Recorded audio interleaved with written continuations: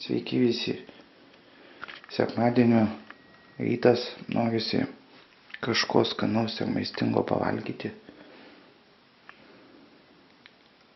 Ir jums ko gero norisi pavalgyti kažko to, ko dar nežinojote. Ir svarbiausia maistingo. Kaip padaryti, kad kiaušiniai būtų, jie yra labai maistingas dalykas, ypač kai suvalgyti 4 ir pusryčiam kiaušinius keptus. Bet yra dar tokių priedų prie kiaušinių, kurie padaro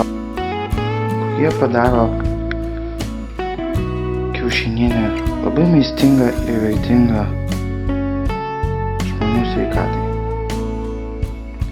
Pirmiausia, reikia kiaušinių. Kiaušiniais rekomenduoju pirkti visą laiką tik lietuviškus. Latviški netinka, o prancūziškų ir itališkų nieks neatveža. Geriausia kaimo kiaušiniai arba pagal skonį. Bet svarbiausia, kad būtų lietuviški. Tai štai.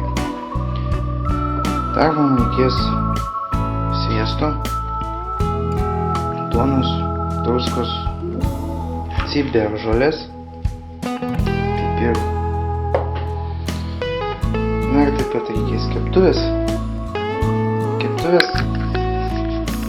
Keptuvės yra dvi. Viena yra metalinė, kita yra tefloninė. Šita keptuvė yra gal metai senumo. Ir jinai yra visai apsvilus, apdegus. Teflonas yra susibraižęs. Ir ko gero tuos teflono trupinukus mes visi, tas kas kepė šitą keptuvę, su šitą keptuvę viską suvartoju.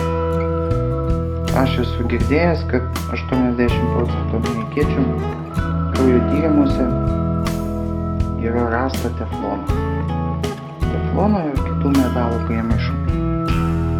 Taip kad šita keptuvė man jau senai netinka ir aš teflono senai jau nevartoju. O durnas yra apsvilęs, lyg būtų 15-20 metų senumo automobilis, kuriame taip pat nuo benzino ir naftos užsineša variklis, tarpinės visos ten žiedai. Tai galite įsivaizduoti. Šita keptuvė yra metalinė, vokiška. Jinai irgi yra apsvilus. Ne kartą yra valyta. Bet šitoje keptuvėje metalinėje kepant maistą, organizmas pasiema kažkiek tai geležies. Jūs dar ir pasipildot kraujo medžiagas, hemoglobinas, geležis. Šitoj keptuvėje tefloniniai, kuriuose kepa dauguma žmonių, dėl to, kad jinai nepersvylanti danga, teršiasi organizmas. Reikia, jeigu bent jau tefloną perkate, turite pirkti labai kokybišką, o ne tokį pigį kinietišką, kokią šitą keptuvę. Šita keptuvė taip pat yra pigi. Na ir ką, bandysim kepti dabar kiaušinius. Taip, dabar pakalbėsiu apie druską. Šita druska yra ne joduota, bet rekomenduoju joduotą druską. Turi būti, žmogui trūksta jodo. Žmogui reikia daug jodo endokrininiai sistemai palaikyti. Vaikams reikia jodo. Kiaušiniuose taip pat yra jodo. Bet kiek ten yra, sunku pasakyti, nes šiais laikais maiste yra mažai jodo. Dėl pesticidų, dėl to, kad daug tręšiama, dėl to ir yra.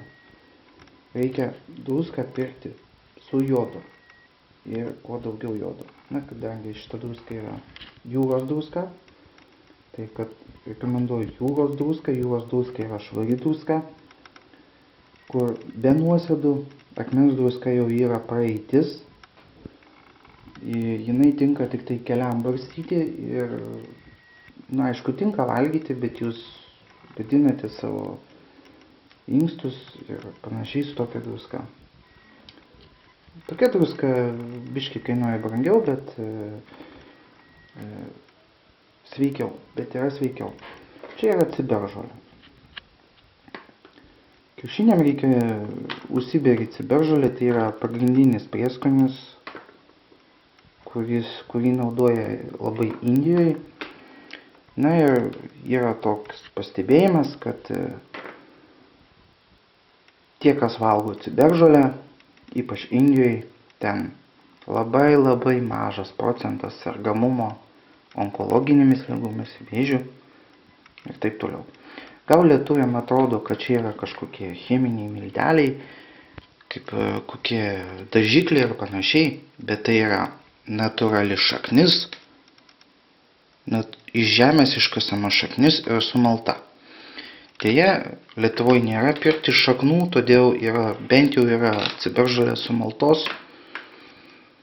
Ir šita ciberžolė valo kraujagyslės, ne šita, o bet kokia. Ciberžolė valo kraujagyslės, švarina organizmą ir palaiko cholesterolį ir taip toliau. Dar mes kad ciberžolė būtų geriau įsisavinama, dėsim daug pipirų. Taip pat kepsim ant sviesto. Na štai sviestas, čia ne reklama, bet šitas sviestas yra tokį atsitiktinai gavau sviestą, ir ant šito sviesto kepsim. Vienintelė sąlyga, kad sviestas turi būti tikras sviestas, 82 procentų.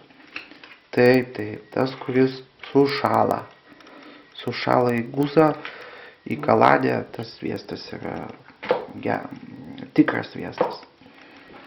Na ir ką, pamatysite mano maistą, kokį aš dažnai valgau, į savaitę bent jau 2-3 kartus, įsikepu štai tokį kiaušinėlį ir ką, bandykite ir... Taigi, šio video tikslas yra parodyti visiems, kaip reikia teisingai kepti kiaušinius. Pirma druska, pirma aliejus, tai yra ne aliejus, o sviestas, pirmas sviestas. Pirma druska, po to kiaušiniai, po to reikia berti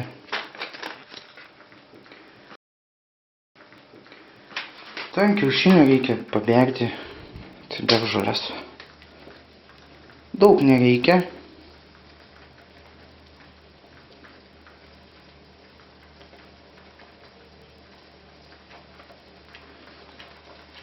Užteks. Čia dar gal biškelį per daug.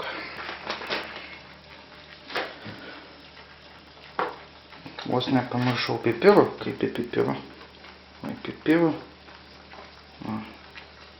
Biškelį pipirų.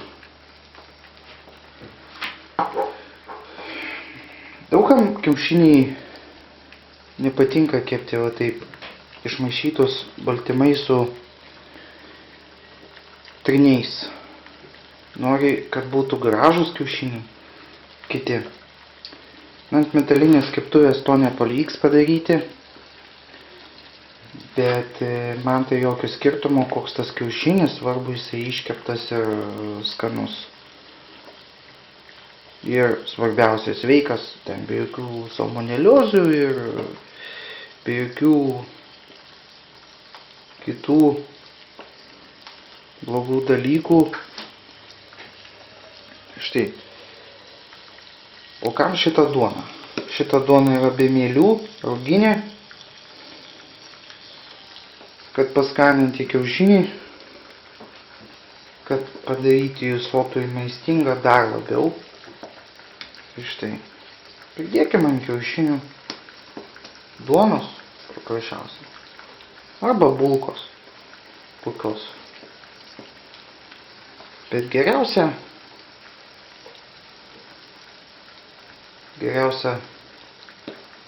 duona, aišku. Sveika kokia nors grūdėta duona, kur mažai cukraus ir nėra mielių. Tai štai. Na, dar galima čia ant viršaus už kokių daržovių, svogūną, pomidorą uždėti. Ir ką? Kepsim ant silpnos ugnies. Nežinau kiek laiko, kol iškeps, kol pamatysite, kad jau galima valgyti, bet reikia apversti aplinkui kitą pusę kiaušinį, kad jisai gerai viskas čia iškeptų. Daug patiekalo kokybė dar, sakau, susideda iš keptuvės. Kokia keptuvė, taip ir kepa. Metalinės keptuvės labiau prikepina maistą. Labiau tinka kepti bulvėm, kad bulvės priskurstų geriau, ypač šitą keptuvę. Nes jinai yra sunki, 1,5 kilogramo ir labai laiko karšti. Šita paprasta skardinė keptuvė, nieko joj daug neprikepsite, tik pašildysite maistą. Kiaušiniam kepti jos yra vienintelis minusas, kad jinai yra ne 28 cm, o 20. Kartais, kai norisi įsikepti daug bulvių visai šeimynai, tai reikia per kelis kartus kepti, neužtenka vieną kartą sudėjai ir išsikepė. Na ir metalinės keptuvės, aišku, yra brangesnės, bet jas verta pirkti, nes jūs ją nusiperkat, ant 20 metų galite net nusipirkti.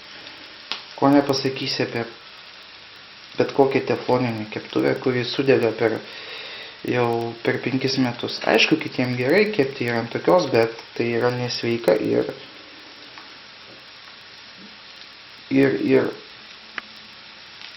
nenaudinga ir nieko neįsikepa normaliai.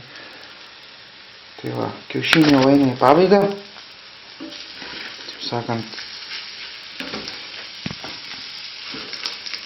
mėgstu labiau paskrudusius kiaušinius kepti, valgyti ant sviesto. Tai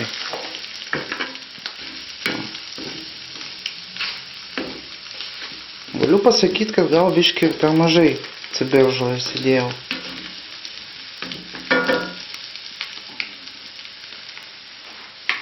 Taip pat ciberžolę galima valgyti ir su bulvėm, berti ant bulvių. Na, ko tik norit galit berti. Kiti dar geria pieną su ciberžolė, pakaitina biškelį pieno ir deda ciberžolę. Sveikatos šaltinis, gerina sveikatą. Gerai žmogus jaučiasi, atgauna jėgas. Pabandykite. Tai ne reklama, tai tiesiog noriu pasidalinti tai, kas yra naudinga žmogui. Gal bus naudinga ir jums, jeigu domitės sveikų maistų. Ir sakyt, tai nėra vegetarų maistas, vegetarai nevalgau, nėra sveikoliai, ir aš nesveikolis, o tiesiog darau patiekalus ir noriu tokius valgyti, kad būtų kokybė, o ne šiaip. Tai va.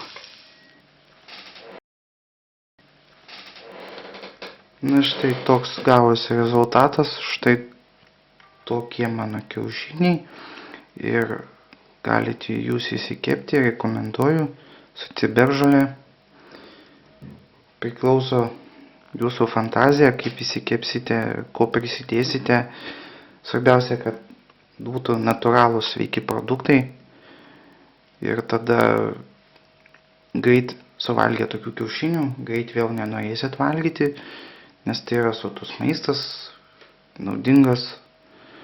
Kiaušinius valgyti yra sveika, iš tikrųjų naudinga. Ir pavalgius tokio maisto tik tai eiti kur nors sportuoti belieka, nes tai daug energingas maistas. Kaip tik toks maistas ir turi būti valgomas kiekvieną dieną, o ne štai toks maistas, kaip kiti tokiais maistais maitinasi. Ir iš to nieko gero, prasideda ligos. Geriau valgyti štai tokį maistą.